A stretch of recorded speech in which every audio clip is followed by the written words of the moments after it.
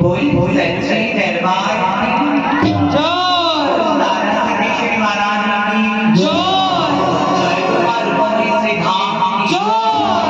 बाबा की दरबार जय